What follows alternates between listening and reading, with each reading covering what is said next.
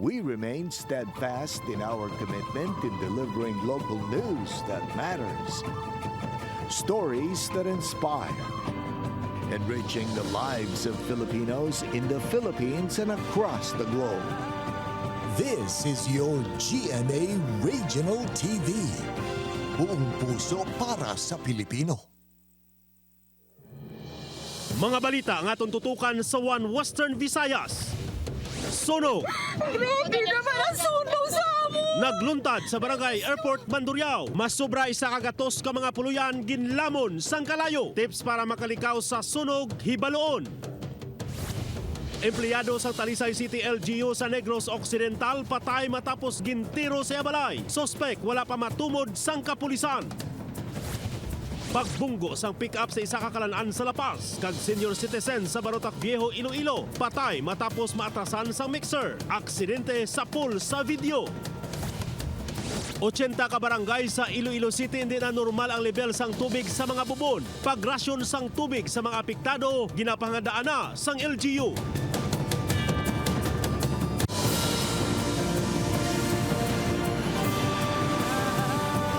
Ini ang GMA Regional TV 1 Western Visayas.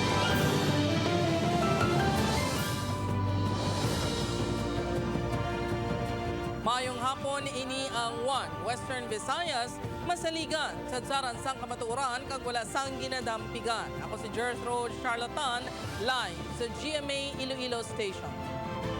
Magadulong sa inyo sa pinakadako at komprehensibo nga mga balita sa Kabisayan na katungdan. Ako sa Eileen Pedreso, live diri sa GMA Bacolod Station.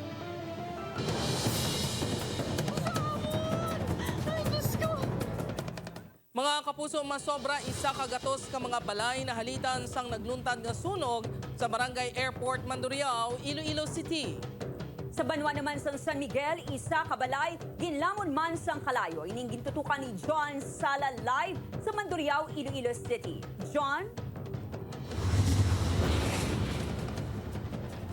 Jert Eileen, March 11, 2022. Isa man kada kong asunog ang nagluntad dire sa Zone 1 Barangay Airport, Mandurriao, almost 2 years ago. Kagainas ang agaliwat naman yung ginbangungot ang mga residente dire matapos nga masobra 100 ka mga balay ang ginhalitan sang sunog.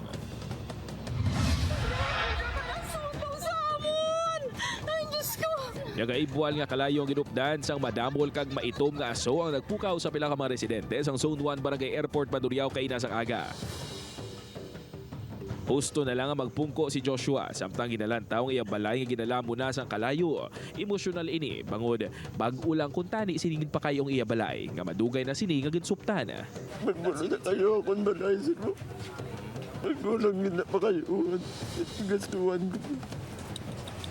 Maluwas sa makatapos ang PFP, mismo ang mga residente kag mga emergency responders ang nagbayanihan na gumapalong ang kalayo. Si Charles gidunagit nga mapagwangi asawa nga nagamasakit. Gambala ko nga guwa na lang ka mo, bilin na lang gamit kay mabawi ta na iya. Importante ka mo makagwa kaya ralanda mo. Si Genevieve naman, bago lang natapos ang shift sa call center sang naibaluan nga may dako nga sunog sa ilang barangay. Nagdali-dali ini pauli, apang naupos ng ilang balay sang nag-abot ini. Bago lang out ko. Oh, mga guys. Pero nakagwa man tanan ang upot mo sa balay, ma'am. Madasig nga naglapta ang kalayo bangod human sa light materials ang kadamaan sa mga balay diri sa area. Ginuna sa mga residente pagwa sa lugar ang mga senior citizen. Ilabi na nga makitid ang mga dalan nangin pagpanghangkat man sa makatapos ang PFP ang pagsulod sa lugar. According kay CAP initially, ang duha ka senior nga na-evacuate na ma'am, no? Yes.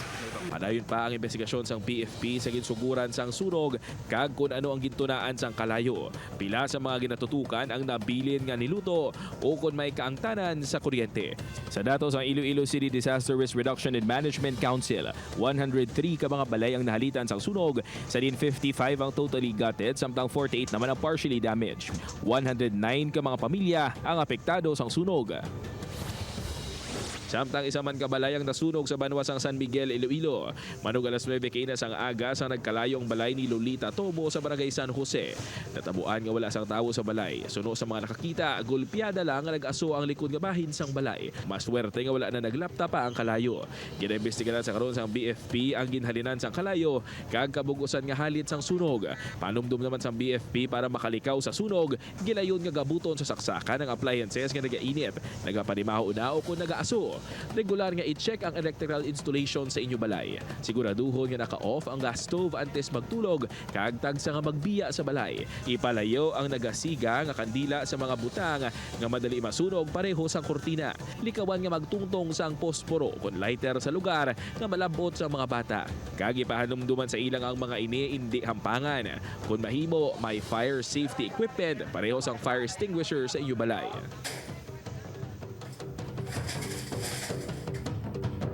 Ongoing subong ang validation sa makatapos ang City Social Welfare and Development Office sa kabugusan nga numero sa mga nahalitan nga residente diri sa Zone 1 Barangay Airport, Mandurriao. Padayon man ang ilang panawagan sa publiko sa mga pwede mabulig sang mga luyag magbulig sa mga nasunugan na nagapanguna nila kinahanglanon subong mga panapton gamit sa sulod sang balay kag pagkaon. Jert. Madamo gid nga salamat sa update kapuso John Sala.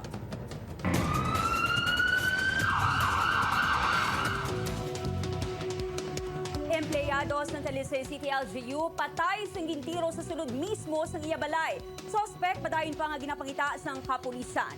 Yaring balita nga aton gintutukan.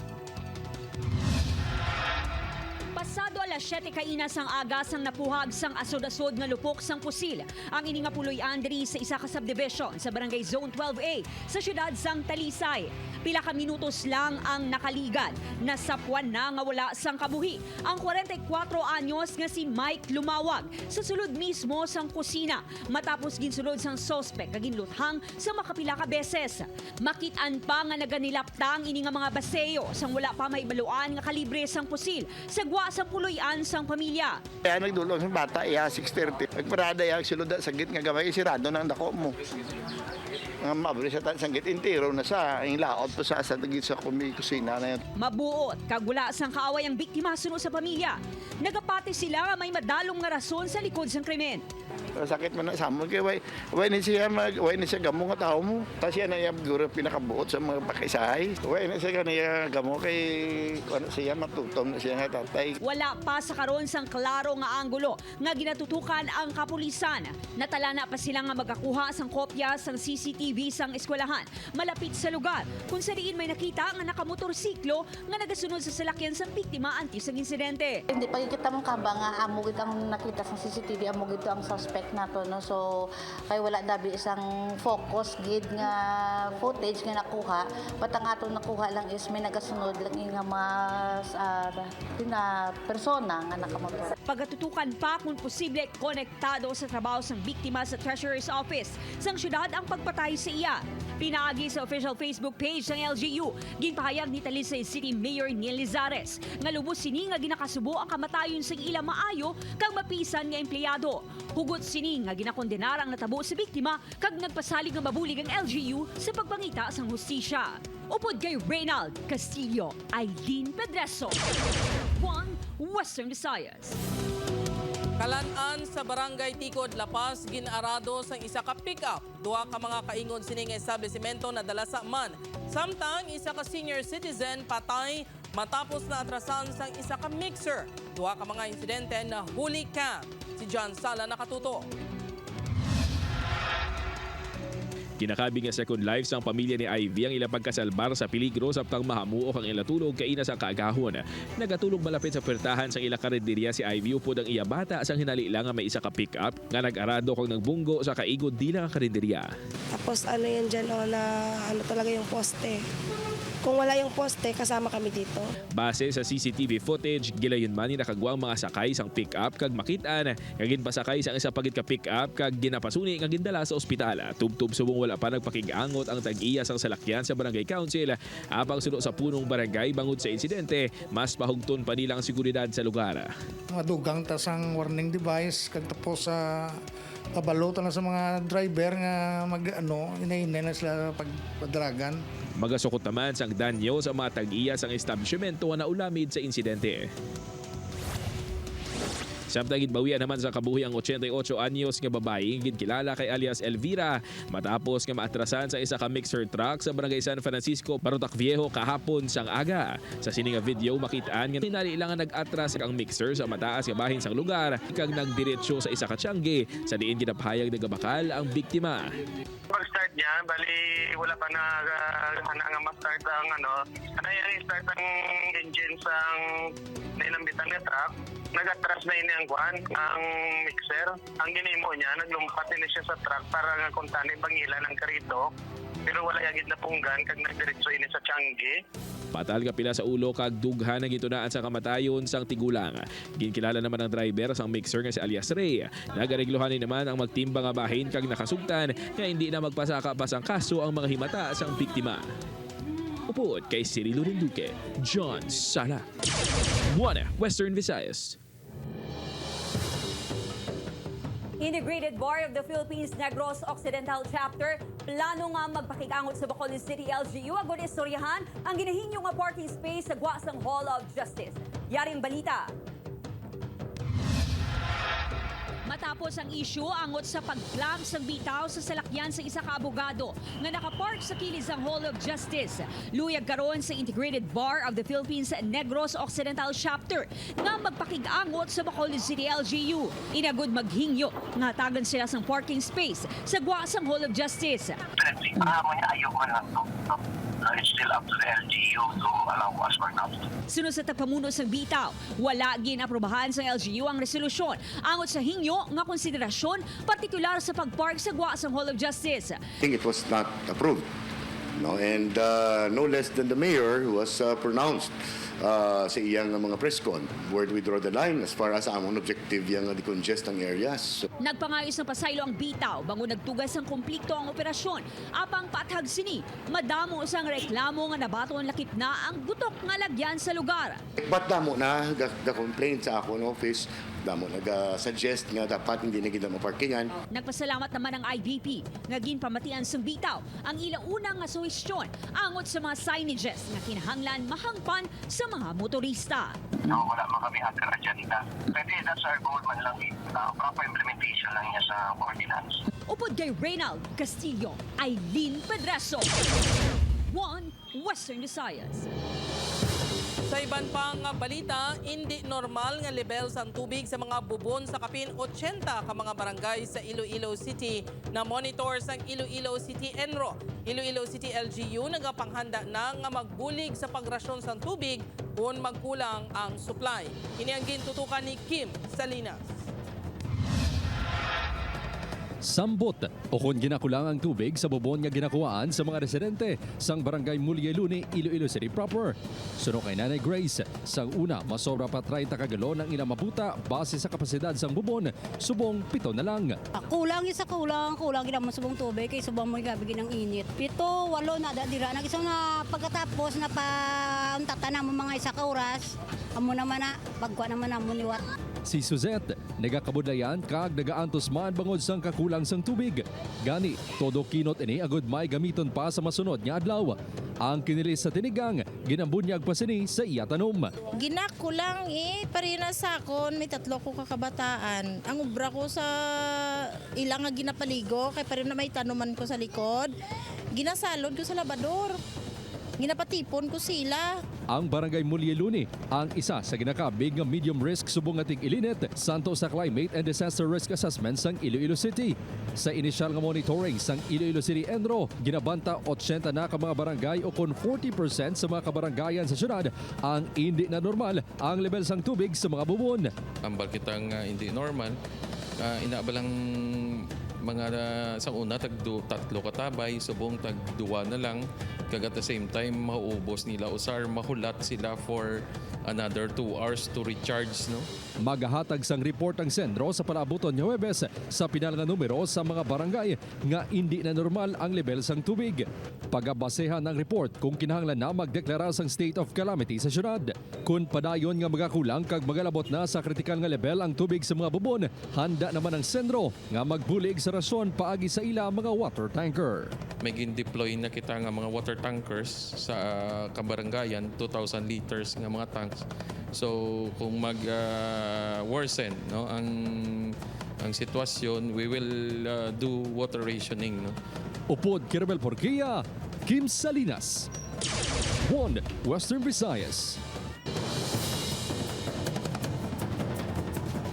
Barangay Balabag sa Pavia, Iloilo, doble ang kampanya kontra dengue agod matap na ang pagdamo sa kaso. Indoor residual spraying kag pagpanagtag sa hilo kontra lamok ginapatigayon sa Iloilo Provincial Health Office. Ini ang gintutukan ni Zen Kilantang Sasa. Isa ka advocacy on dengue campaign ang gintambungan sang pumuluyo kag barangay official sang Barangay Balabag sa Banwa sang Pavia, Iloilo. Iniagud matudloan ang mga ginikanan kung ano dapat himuon sa tion nga makitaan sang sintomas sang dengue kag kung paano ini malikawan. Doble ang kampanya subong sang barangay, ilabi na sang tinalikdan nga tuig sila ang may pinakamadamo nga dengue cases sa Banwa. Importante gid, useful gid ni sa mga panimalay kay dira sila matudluan kung paano nila malikawan kag mapreparar ang ilang mga panimalay kontra sa dengue. Halin sang January 1, 2024, may 299 na ang kaso sang dengue sa probinsya sang Iloilo. Mas mataas ini sang sa 263 ka kaso nga na-record sa amuman nga tion sang 2023. Duha sa mga natapikan sang balatian sini nga tuig ang napatay. Ang pinakaulihi among napulo ka tuig nga bata halin sa Lambunaw, Iloilo. Nakitaan ini sang sintomas sang Pebrero 15, Pebrero 21 sang ginbawian ini sang kabuhi. Suno sa Iloilo Provincial Health Office, gilayon nga magpakonsulta sa Municipal Health Center sa tion nga makabatsyag sang hilanat, sakit sang ulo kag rashes. Kita yang halin pa sang January, gapang ang hatag kita sang mga larvicidal kag mga adulticide para sa lamok, no, nga adult nga lamok nga kung may mga kaso gani sa mga barangays, no, hatagan gid sa ginapaspray, no, naga-indoor residual spraying or may fogging. So may ara kita nga mga machines man nga available, no, nga ginapahulam sa ila kag may ara man na sila. Upod kay Hans Desierto, Zen Kilantang Sasa, 1 Western Visayas.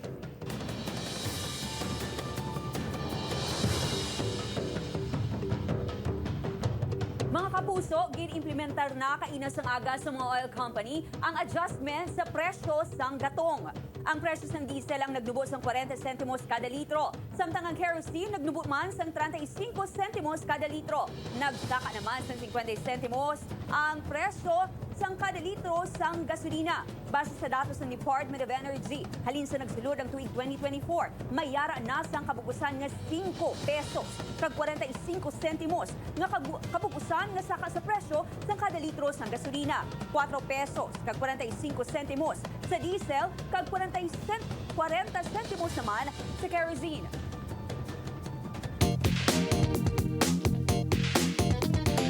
Makasugata sa aswang o makasugata sa ginutangan? Makasugata sa ginutangan. Naman, ma'am. Kung ang ginutangan mo, kung may bayad ka, malanti bayad ka na lagi. Dahil sa aswang yung ang kahadlok mo, kag ang ano mo, mapatay ka na lang sa kahadlok mo. Ay, tuon! Delikado ang mga ginutangan ka.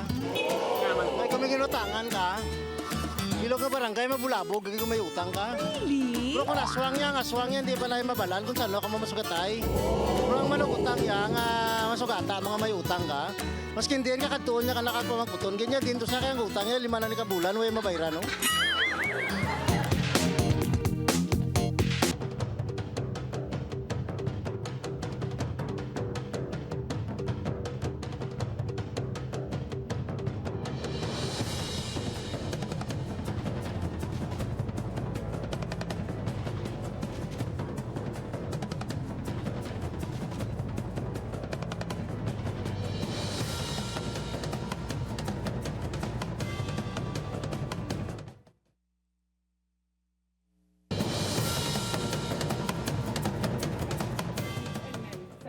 Nangin labing una nga pungsod sa kalibutan ng France nga nagakilala sa kinamatarong sa abortion sa konstitusyon sini. Sa special joint vote sang duha ka houses ang pungsod, 780 ka mga member of parliament kag mga senador ang nagboto pabor sa among atikang, samtang 72 naman ang wala nagpabor. Ang desisyon ang ginabiabi sa mga grupo sang kababainhan, kag ginpakamalaot naman sa mga anti-abortion group. Samtang ginapatigayon ang pagbinutuhay, ang mga pro kag anti-abortion groups ang nagpatigayon naman sang rally sa gwa sang Versailles Palace sa Paris. 4 ka dekada ang nakaligad. Natugiban nga nagasuprer sa malala nga balatian sa Tagipusoon si Bert Jansen. Kaginhatagan sang ginabulubanta 6 na lang kabulan para magkabuhi. Sa karon, ang 57 anyos nga Dutchman ang ginakilala na nga longest surviving transplant patient nga nagagamit sang Tagipusoon nga gindonar sa iya sa sulod na sang 39 ka tuig. Ang pagkilala ang ginhatag sang Guinness World Record. Suno kay Jansen, siya ang pamatuod nga pwede magkabuhi sa malawig ang tawo nga nagagamit sang gin-transplant nga Tagipusoon.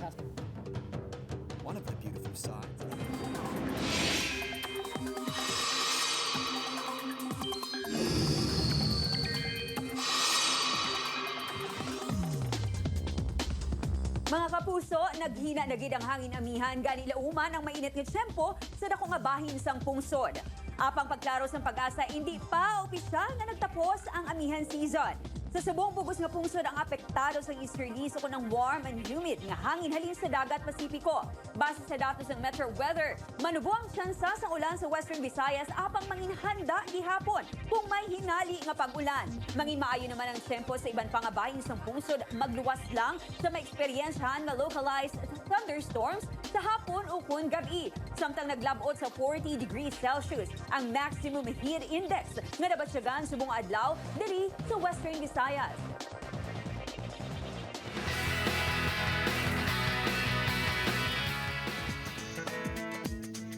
#HotBlonde ang pegsang newest hairstyle ni Love Die Repeat star Janeline Mercado.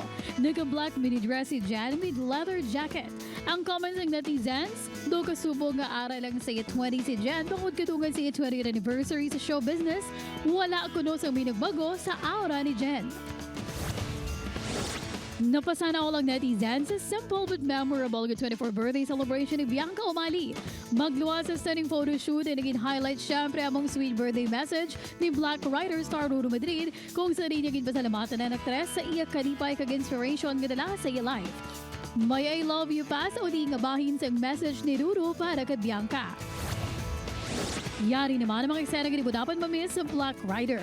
Ang kakig ni Calvin kay Elias, mas magadugang supungan na ibaluan niya nga magutod sila. Si Edgardo plano nga himuon si Elias nga leader sa Golden Scorpion. May chance ayhan nga makita ay si Romana kagiana ka si Bonjoy. Inakagiban pa nga mas nag-init nga eksena bantayan sa Black Rider sa GMA Prime pagkatapos sang 24 oras.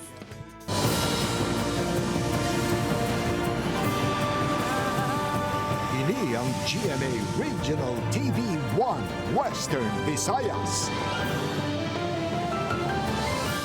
Mga kapuso, banwa sang uton nga pinakauna nga naapektuhan sang ASF ginaduso nga malakip na sa pink zone. Sentineling program nga kabahin sang recovery plan suguran na sa Abril. Ini ang gintutukan ni Zen Kilantang Sasa. Wala na sang may makuhaan nga supply sang baboy si Manong Reggie sa Banwa sang Oton, Iloilo. Apang apisar nga gamay na lang ang iyakita sa pagbaligya sang karne sang baboy, nagapadayon sa gihapon sa pagnegosyo. Kulang supply kang baboy sa Oton. Gasalay namin sa mga Mindoro. Wala na inisang plano nga magsagod paliwat sang baboy bangod magluwas sa dako nga epekto sang African swine fever. Mahal na ang presyo sang idik kag feeds. Nahibaluan nga una nga nahalitan sang ASF ang Oton. Apang subong ginaduso sang Banwa nga mapaidalom na sa pink category. Halin sa red category, gin-upgrade ang Banwa sang San Miguel, Santa Barbara kag Batad sa pink zone. Gina-review na sang Department of Agriculture ang Banwa sang Oton, Mina, New Lucena, Banate kag Barotac Viejo. Ginahandaan naman sang probinsya ang pag-umpisa sang Sentineling program agud mapataas ang hog production. Napast-track naton ini by March para nga hopefully kumukomplete ang documents naton ang programa sa definitive program sa Department of Agriculture ma-start na by April. Sa subong nagapabilin sa 77,000 ang swine inventory sang probinsya sang Iloilo. Base sa monitoring, yara sa 350 to 380 pesos ang kada kilo sang karne sang baboy, samtang ang presyo sang buhi yara sa 218 pesos. Upod kay Cirilo Renduque, Zen Kilantang Sasa, One Western Visayas.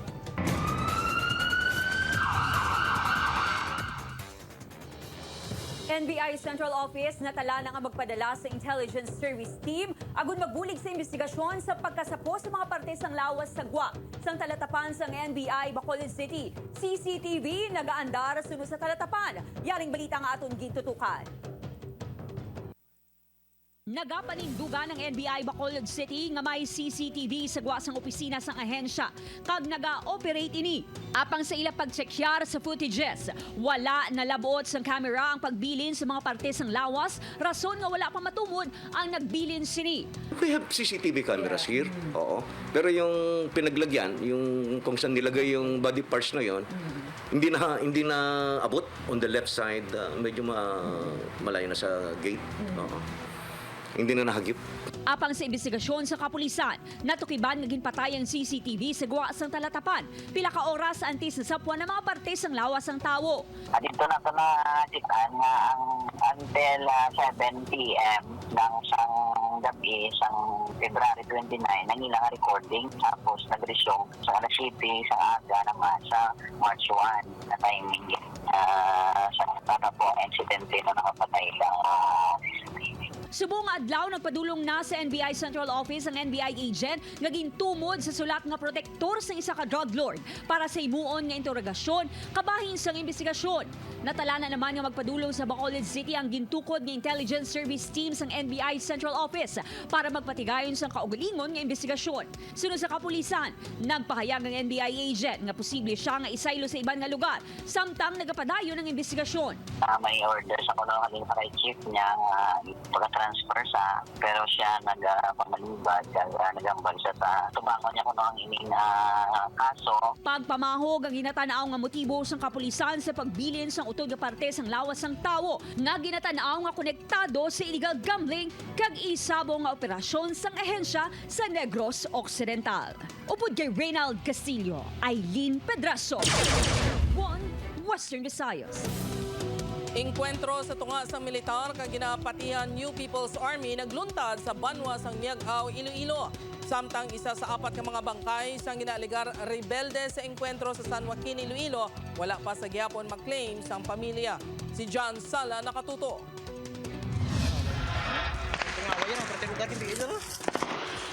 Trauma kag pagkapuhal, inisubong na batyagan sa mga residente sa barangay Igsolige, Miagaw, Iloilo matapos ngiliwat nga nag-enkwentruhan ay ang militar kag makatapos ang rebelde nga grupo kahapon sang hapon. Sunod sa 301st Infantry Brigade ginabanta pulo ka mga rebelde nga naka-enkwentro sang soldado ang kabahin pa sa mga NPA nga ilaman na enkwentro sa banwa sang San Joaquin sa nagligad nga simana. It's very fortunate na wala namang nasugatan or casualty sa part ng sundalo. And we just observed some blood stains on their part but wala naman na-recover na namatay na NPA doon sa area. Bangod sa enkwentro suspendido klase sang 4 ka mga bulutuan sang banwa nga malapit sa encounter site, ining ginalakipan sang Dalihi Elementary School, Alimudjas Elementary School, Bacolod National High School kag Bacolod Elementary School. Nagapadayon naman ang operasyon sang militar sa encounter site.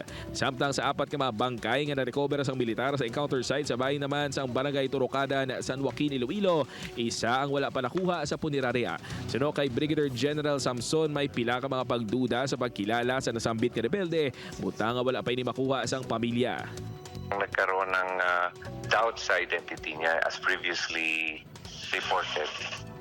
Upod kay Cirilo Renduque, John Sala, One Western Visayas.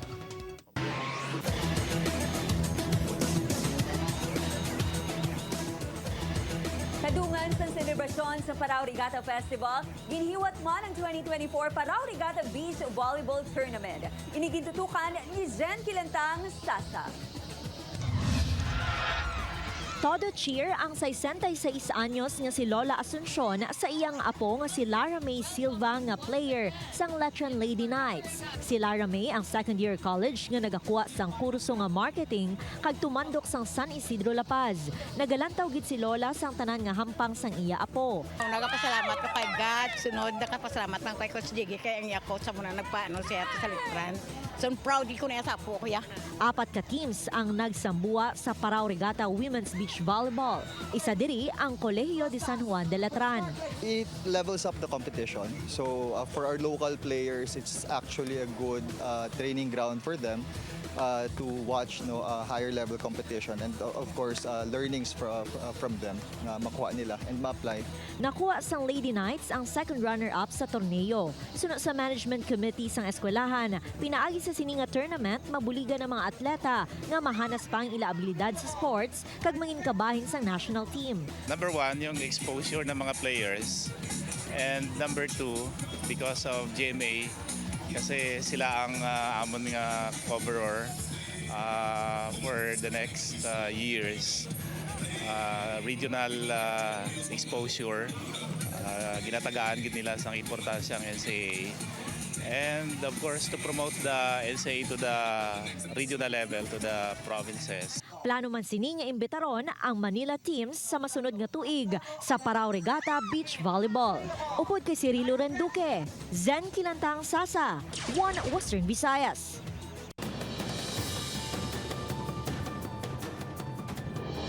Mga kapuso, may mga bakante nga posisyon sa GMA Network nga nagahulat sa inyo. Sa mga interesado, magpadala sang application letter kag resume sa careers.gmanetwork.com.